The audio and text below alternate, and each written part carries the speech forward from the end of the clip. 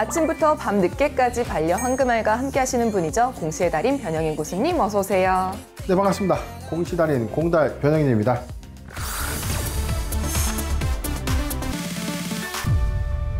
고수님 맨날 공시 보세요?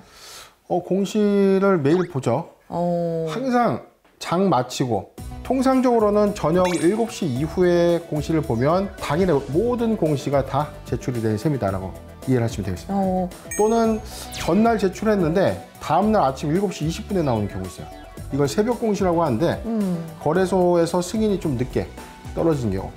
고수님의 저녁이 그렇게 모아 쌓여서 그런 황금알이 되었나 봐요. 그렇죠. 얘가 공시알입니다.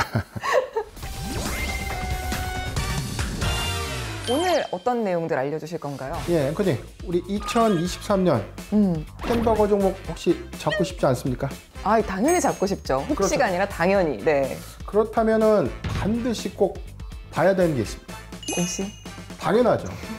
공시를 봐야 되는데 네. 공시 속에 모든 내용들이 숨어 있다라고 제가 항상 강조를 좀 드렸던 이유 중에 네. 공시만 제대로 보면 수익을 얻을 수 있다. 자, 우리 수박이도 햄버거 종목 잡고 싶니? 잡고 싶니? 혼자야. 장충 같았어? 2023 이 햄버거 종목을 잡고 싶다면 반드시 공시를 꼭 봐야 되는데 이 기업의 공시가 굉장히 이해하기 어렵고 좀 복잡하다고 좀 많이 생각을 하십니다. 그런데 공시가 너무 어렵게만 접근해서 그래요. 제가 항상 강조드렸죠. 공시는 공부하는 것이 아니라 그냥 보는 것이다. 그래서 제가 준비했습니다. 2023 공시 보고 수익 보고 또 보고. 오늘은 우리에게 흔하지만 잘 모르는 공시 낱낱이 파헤쳐보도록 하겠습니다. 호재야 악재야 진짜 쉬운 황금알 공시. 첫 번째부터 볼게요. 유상증자 대 무상증자. 통상적으로 유상증자와 무상증자는 호재로 인식합니다. 유상증자는 악재 아니었어요? 물론 뭐 다 그렇지는 않습니다. 일단 크게 세 가지가 있어요. 유상증자는 많지가 않습니다. 방식은 세 가지. 여기서 호재로 좀 인식되는 유상증자의 방식이 바로 제3자 배정. 회사가 특정 지정인을 대상으로 투자를 유치하는 행위입니다. 자금이 먼저 들어오니까 회사의 가치 반영은 먼저 선행되죠. 그런데 주식은 1년 이후에 회사의 가치가 현재보다 더 나아진 상태에서 신주가 유통되다 보니까 호재로 인식되는 것입니다. 유상증자의 악재 유형에 대해서 알아볼 텐데 일반 공모 그리고 우리가 주주 배정 두 가지 방식인데 비교적 단시간에 시장에 새로운 주식이 시장에 유통된다.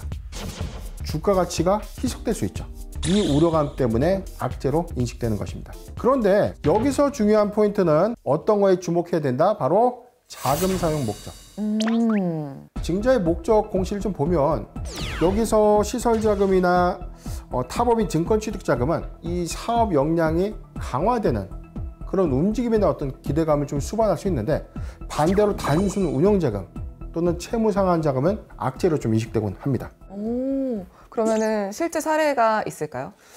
네. 메타랩스 2022년 6월 24일이었습니다. 제3자 배정 유상증자를 타법인 증권 취득 자금의 300억 원을 사용하겠다고 좀 밝히면서 다음날 종가 714원 대비 상한가를 기록했어요. 그 다음날까지 상승 흐름을 좀 보이면서 이 거래일마다 50% 상승했습니다.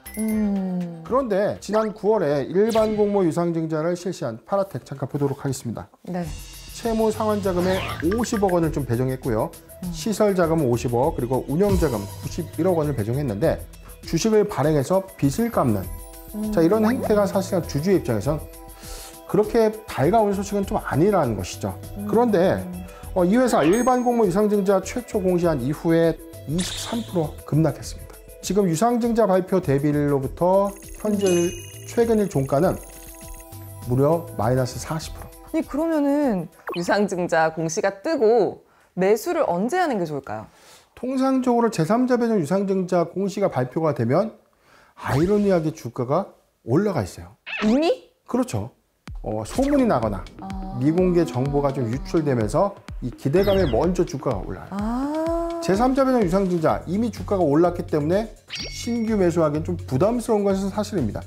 그런데 자금 사용 목적 이 용도에 따라서 추가적인 상승도 가능하다. 일반 공모 유형의 유상증자를 결정했다면 사실상 단기 악재로 좀 작용될 수 있기 때문에 저는 가급적이면 그래도 보유 지분 물량을 좀 비중을 좀 줄이는 전략이 좀 유효하지 않겠는가.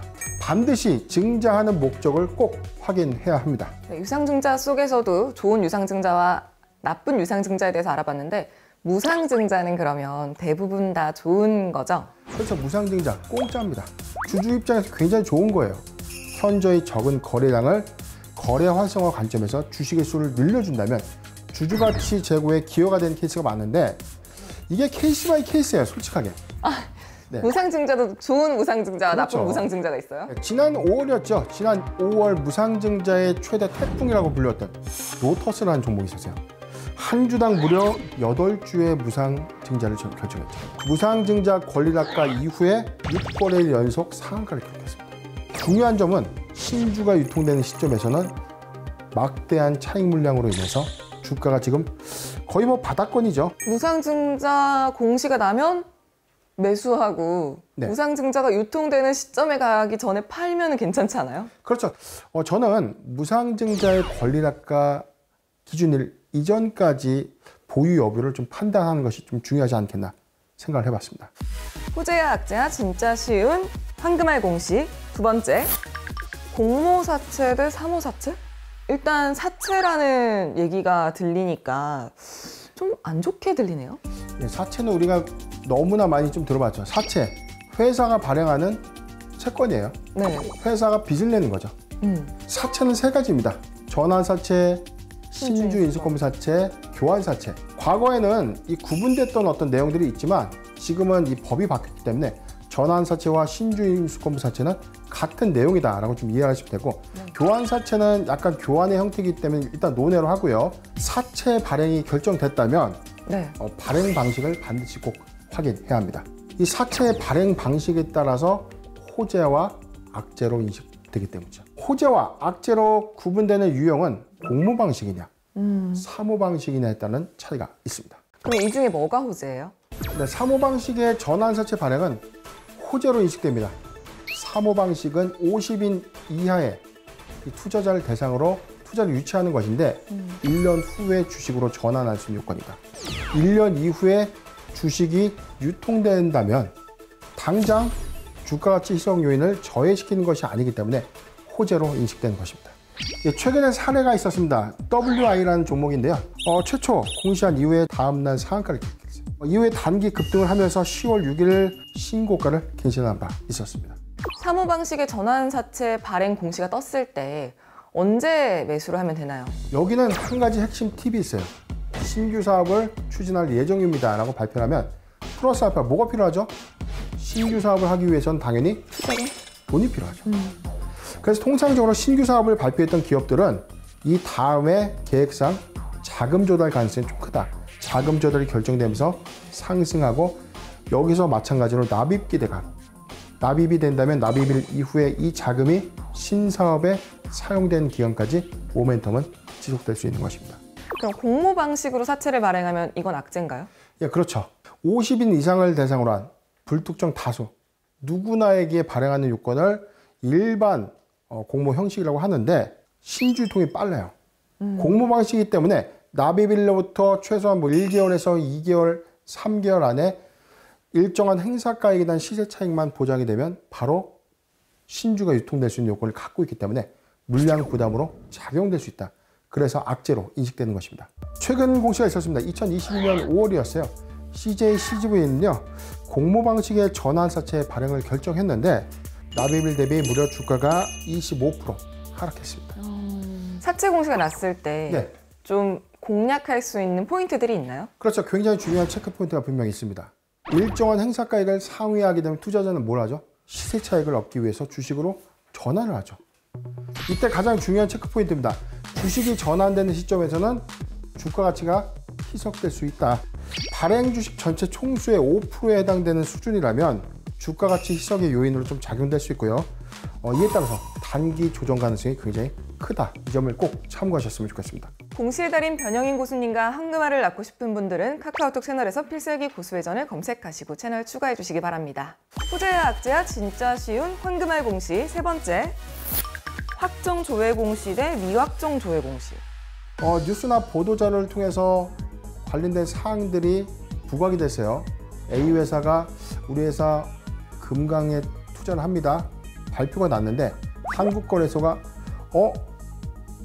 지금 A 회사 금강 사업하는 거 맞습니까? 라고 조회 공시를 했어요. 우리 이렇게 신규 사업합니다. 아직 결정된 것이 없습니다. 미확정 진행 중이기 때문에 뭐가 있죠? 기대감은 계속 남아있죠. 자, 그래서 신규 사업에 대한 기대감들이 지속해서 남아갈 수 있고 어떠한 신규 사업을 할 것인지 어떤 규모, 어떠한 내용인지 굉장히 궁금하죠. 그래서 재공시 기한까지 우리가 기대감을 수반할 수 있는 것입니다. 그래서 미확정 공시의 최근 사례가 좋습니다. 그냥은 2022년 10월 콩고 리튬 강산 개발에 관련된 조회 공시 요구가 있었어요. 그런데 회사가 10월 14일 미확정 공시를 통해서 검토를 하고 있는 것은 맞다. 그런데 아직 확정된 바가 없고 사업 타당성을 검토하고 있다. 조회 공시 요구 당일에 상한가를 좀 기록했는데 조회 공시 답변일로부터 상승 흐름 좀 보여주고 있었는데, 네, 앵커님, 우리가 지난 시간에 분명히 좀 배웠습니다. 복습 차원에서 한 번 더 제가 좀 질문 드릴 텐데, 미확정 공시는 반드시 어떤 포인트를 꼭 알아야 되죠? 재공시 하는 정답입니다. 기간. 네, 미확정 공시는 반드시 재공시 기한을 꼭 체크하자. 재공시 기한은 통상적으로 좀 1개월 단위입니다. 1개월 이후에 조금 더 업데이트된 내용이 있지 않을까. 그런 기대감들이 지속적으로 좀 수반될 수 있다는 관점에서 주가의 상승 탄력 요인으로 작용된다는 것이죠. 그럼 교수님, 미확정 답변은 호재로 작용한다고 하셨는데 네. 확정 답변은 악재예요? 일단 이렇게 보시면 돼요. 확정사항 하에서는 기대감을 수반해서 최종적으로 확정 공시가 됐습니다. 그렇다면은 시세 차익 물량이 나오면서 조정받을 수 있는 가능성이 좀 큰데, 반대로 이런 케이스가 아니다. 기대감을 수반할 수 있는 내용들이 먼저 언론을 통해서 공개가 됐어요. 그런데 막상 회사가 전면적인 사항들을 부인하거나 사실무근이라고 발표를 했다면 이런 기대감이 퇴색되면서 당연히 주가 좀 조정받을 수밖에 없는데, 최근에 사례가 있었습니다. 한국 맥널티 모 매체에서 최대 주주 지분 53.5%의 지분 매각을 좀 결정한 바 있었는데, 최대 주주의 지분 매각을 검토하고 있지 않습니다 라고 좀 이야기한 이후에 상승? 8월 30일 상한가 터치하고 난 이후에 15.5%까지 상승 마감했었는데, 그 다음날 급락하면서 5,600원까지 급락했어요. 경영주체 변경 기대감이 수반되면서 주가가 급등했는데 실망 매물로 작용되면서 주가가 급락하게 된 것입니다.